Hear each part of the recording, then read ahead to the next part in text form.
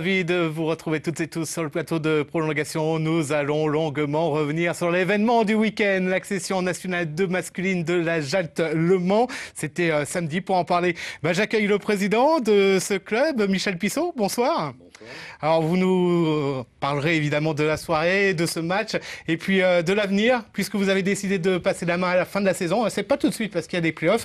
Et bien votre vice-président, candidat à votre succession, est également avec nous, Pascal Diard. Bonsoir. Bonsoir, bonsoir. Mais voyons avant toute chose ensemble le programme détaillé de ce 73e numéro. La Jalt Le Mans évoluera la saison prochaine en National 2. Les Monceaux, leaders de leur poule, se sont défaits de Poissy, leur dauphin, ce samedi soir. Une victoire 88-83 au terme d'une rencontre acharnée et qui a même nécessité une prolongation. Le RCM a remporté ce dimanche le derby qui l'opposait à l'autre club manceau engagé en honneur. Une rencontre à sens unique. Les RCMistes se sont imposés 35-0 avec 6 essais à la clé. Coup d'envoi de la saison moto sur le circuit Bugatti avec le championnat de France Superbike. Pour Anthony Delal et Vincent Philippe engagés avec le Junior Team, il s'agissait d'une répétition générale avant le premier grand rendez-vous de la saison en endurance, le Bol d'Or, dans 15 jours. Ils retrouveront alors le CERT de Dominique Mélian. Le Mans FC retombe dans la zone rouge des relégables. Les Monceaux se sont inclinés vendredi soir 1-0 face à Monaco, l'un de leurs concurrents directs au maintien. Le mois de mars aura été un mois en dents de scie pour les hommes de Denis Zanco. C'est notre table ronde de la semaine. Durant 1 heure, LMTV joue les prolongations. Et donc on va débuter cette émission avec notre grosse page consacrée au basket. Tout d'abord, le championnat de France de Pro A avec la victoire du MSB à Poitiers 83-75.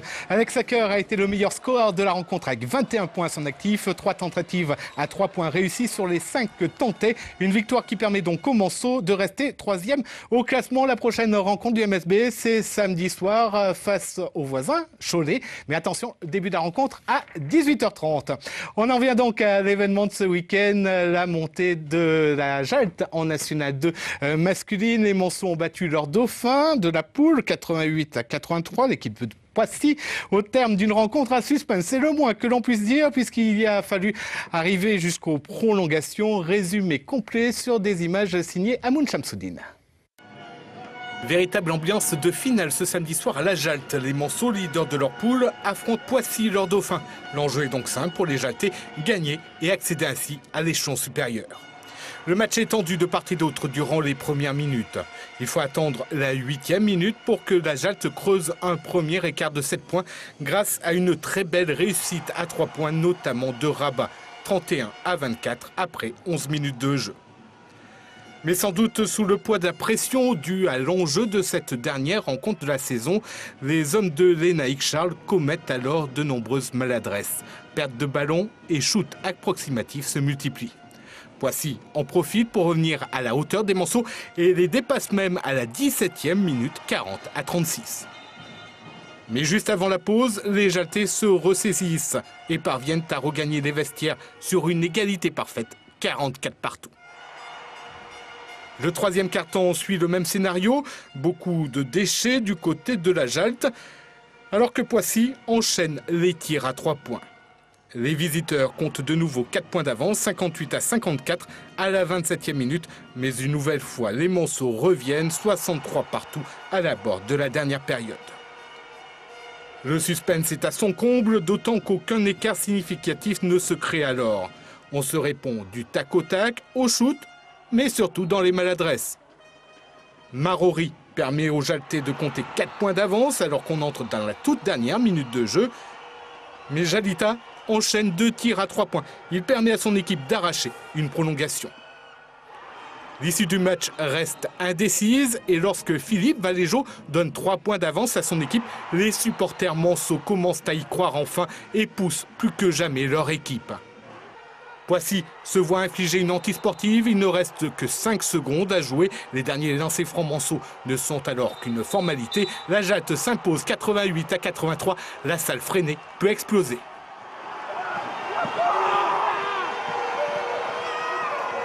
On avait peur, parce qu'on n'était pas...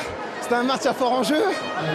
Et là, ça y est, la délivrance. On a fait quelques erreurs, mais ça reflète ce qu'on a vécu cette année. On a perdu des matchs bêtes. Mais ce qui importe, c'est la victoire. Et on l'a eu. C'est un match d'anthologie pour nous. Prolongation, on se bat, on va aller chercher. Et voilà, c'est une récompense. Je suis vraiment très fier, je suis très ému. Parce que moi, ça fait 8 ans que je joue des matchs comme ça. Et à chaque fois, je me fais avoir. Je parle pas vulgairement, mais je me fais avoir. Dernier match. Il y a 8 ans, je perds à Poissy. Sur un dernier match, j'ai ma revanche. Vraiment une victoire collective. Et je la dédie à Michel Pissot là, qui avait arrêté là, la présidence en fin d'année. Et aussi à Mohamed Warti qui n'était pas avec nous ce soir pour des raisons de santé.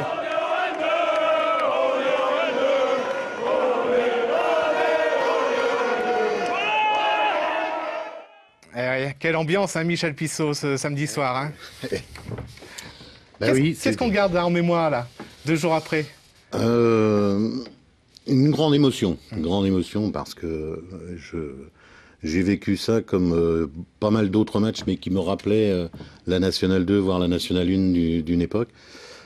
Je me disais, travail accompli, beau travail effectué, des joueurs entre autres, hein, du groupe, qui sont allés jusqu'au bout. On a eu quelques petites erreurs tout au long de la saison, mais finalement, les autres ont fait des erreurs aussi, ça nous a bien arrangé.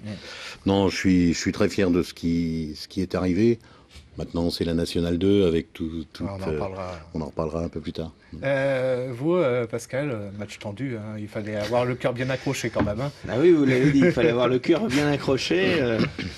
Je disais qu'on n'avait qu'un défibrillateur dans la salle. Je croyais qu'il fallait en avoir 25 tellement les sensations étaient fortes. Et je crois que faire une montée dans ce contexte-là, ça fait 22 matchs qu'on joue. Même au bout du 22e match, à la 40e minute, on n'était encore pas monté. Il a fallu en faire 5 de plus. Quand ça se termine comme ça, le sport est magnifique, quoi. Donc, et la fête a été bien sûr magnifique derrière, quoi. Et ce qu'il faut retenir aussi, c'est, comme les images l'ont pu le voir, c'est l'enthousiasme des jeunes du club et de leurs parents qui étaient tous là pour nous soutenir. Et ça, c'est une grande fierté pour nous. On travaille avec Michel depuis de nombreuses années pour revoir des sensations comme celle-là, quoi. Michel, c'est un beau cadeau d'au revoir, on le disait, hein, vous allez laisser la présidence. Oui, c'est un cadeau d'au revoir, c'est pas un cadeau d'adieu. Bien sûr, non, heureusement. C'était une volonté de passer la main cette année ou vous profitez justement du succès? Non, c'était une volonté annoncée, donc j'en savais rien au mois d'octobre, novembre. Je l'ai annoncé plusieurs fois d'ailleurs. Certains me diront, ah, ça y est, il a enfin maintenu sa décision. Non, mais là en plus, l'âge aidant, hein, je vais être à la retraite cette année. Donc voilà, je vais prendre un peu de recul, je vais être président, c'est être aussi présent, hein, donc c'est aussi assumer plein de choses. Donc en retraite, ça va être un peu plus compliqué peut-être. Vous allez rester président d'honneur? Si on veut, oui, si on veut. La saison, attention, elle n'est pas finie. Il y a les playoffs qui vont débuter le 21 avril prochain. On va déjà parler de la Nationale 2 la saison prochaine. Alors, vous êtes candidat à la succession donc, de Michel en tant que vice-président, hein, c'est normal. Pascal, est-ce qu'on a déjà fixé des objectifs, ne serait-ce qu'au niveau budget? Parce qu'on sait que c'est un autre monde, hein, la Nationale 2. C'est fixer des objectifs au niveau budget, oui, bien évidemment. On connaît à peu près le niveau moyen d'une Nationale 2, des clubs de haut de tableau de Nationale 2. Les budgets moyens, ça tourne aux alentours de 250 000 €, ce qui est énorme pour quand même à ce niveau-là. Nous, bien évidemment, on n'aura pas du tout ce budget-là. Tout ce qu'on sait, c'est que par rapport à notre budget actuel, il faudrait bien reprendre au moins 30 à 40 000 € de budget supplémentaire pour pouvoir se permettre moi j'appelle ça que le droit de jouer, c'est-à-dire le contrainte des déplacements, des réglementations de la fédération et autres, et puis l'apport de 2 joueurs supplémentaires pour compléter l'effectif. Le budget actuel est de combien, Jade ? Le budget actuel, il est composé pour l'ensemble des équipes à peu près de 150 000 €. Mais qui fait fonctionner l'ensemble des équipes avec nos équipes jeunes qui évaluent en championnat de France minime, cadet, équipe 2, etc. Donc de nouveaux joueurs qui vont venir renforcer, forcément, hein, vu que c'est la Nationale 2. Lénaïque Charles, est-ce qu'on vous envisagez de le garder ? Je sais qu'il y a des négociations qui vont débuter, il nous a dit. Oui, bien sûr, il y a toujours des négociations qui débutent. C'est toujours la période, le mois d'avril et le mois de mai. Mais bien évidemment, ça serait quand même Triste pour un coach qui nous a fait quand même faire sur ces 3 saisons, 3e, 2e et aujourd'hui 1er, de ne pas lui donner la chance de coacher en National 2. À travers, on a une contrainte, je dirais, de règlement sportif où il a le droit pour une première année de coacher compte tenu de son niveau de diplôme. Mais bien évidemment, il sera le candidat numéro 1 à sa succession, on va appeler ça comme ça. Merci à beaucoup, messieurs, d'être venus. Michel, maintenant, il vous manque une chose en tant que président, c'est le titre, hein? Le titre, oui. J'ai déjà eu un titre. Oui, non, mais là, cette année, cette année la saison sera pleine. Hein. Oui, je ne sais pas si on ira jusqu'au bout. Je ne sais pas ce que valent les autres équipes des autres poules. Hein, mais bon, on va... Début avril. 21 avril. 21 avril, on va entamer les hostilités. Après, on va voir comment ça se déroule. Merci beaucoup d'être venu sur ce plateau et encore bravo pour cette montée. Et pour être complet, sachez qu'en National 2 féminine, Coulennes a battu le Poinçonnet 75-60 et Coulennaises restent 6e de leur poule. On enchaîne avec le rugby, le derby Manceau en honneur entre le RCM et le COP. Une rencontre malheureusement pour le spectacle à sens unique. Le RCM s'est imposé 35-0. On voit les plus belles actions. Beaucoup d'absents du côté du COP et pas des moindres. Ardouin, Cuny, Etchebarry et Olivier pour ne citer que. Des absences qui se sont vite fait sentir sur la pelouse face à un RCM au complet. Après seulement 20 minutes de jeu, l'affaire semblait déjà pliée. Les RCmistes menant 15-0 grâce à 2 essais inscrits par Poirot et de Julie. Le score va même s'aggraver juste avant la pause citron avec un nouvel essai. 20-0 pour le RCM donc à la pause. Et ce cavalier seul des hommes de Jérôme Bélanger se poursuit en deuxième période. 3 nouveaux essais vont être inscrits par le RCM. À la finition, Pénichon, Schneider et Compère.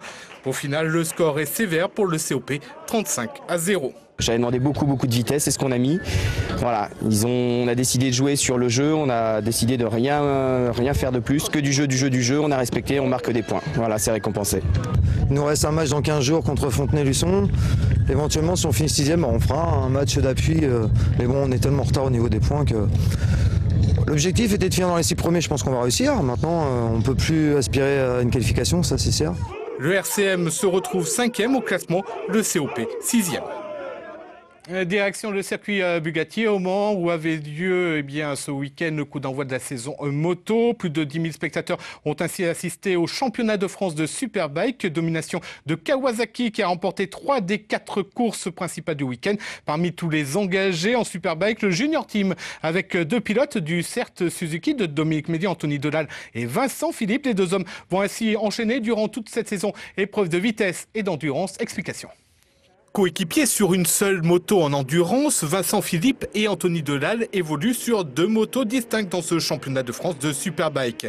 Et pour ces pilotes habitués à l'endurance, ces épreuves de vitesse requièrent des atouts assez différents. C'est vraiment se lâcher sur 16 tours, c'est la grosse bagarre comme on a pu le voir à la première course d'ailleurs. Ça a été acharné, donc il y a des similitudes puisqu'on reste sur une moto, ça reste de la vitesse mais avec un état d'esprit différent. Écoutez, ça fait progresser parce qu'en endurance, on se bat contre nous-mêmes, contre le chrono, contre un panneau, des indications et on essaie toujours d'être régulier. Là, c'est différent, donc ça fait travailler encore et encore, malgré mon âge avancé, on va dire, dans la compétition. Voilà. Avec 2 motos engagées cette année en Superbike contre une seule l'an passé, le Junior Team affiche donc ses ambitions après une saison 2011 en demi-teinte. La moto marche mieux, les pneus vont mieux, donc on verra, la saison sera longue, il y a encore beaucoup de courses, beaucoup de manches à disputer, beaucoup de points à distribuer, donc on va espérer que ça se passe au moins aussi bien que là, voire mieux. Si Anthony Delal a terminé 7e de la première course ce dimanche, Vincent Philippe, lui, a pu monter sur la 3e marche du podium. Dans 2 semaines, les 2 pilotes se retrouveront avec le CERT de Dominique Mélian pour le premier grand rendez-vous d'endurance de la saison, le Bol d'Or. Les essais disputés il y a quelques jours de cela semblent plutôt prometteurs. On est confiant sur la machine. On sait qu'on a des avantages sur cette moto par rapport notamment à l'électronique. Mais je crois qu'on est rapide, on est surtout un équipage franchement très vite pour ce Bol d'Or avec Fabien Forêt, avec Anthony. On s'entend très bien et on a encore de grandes chances de briller. Je crois que nos adversaires vont souffrir encore. Vincent Philippe et Anthony Delal retrouveront donc Fabien Forêt, champion du monde de Supersport en 2002.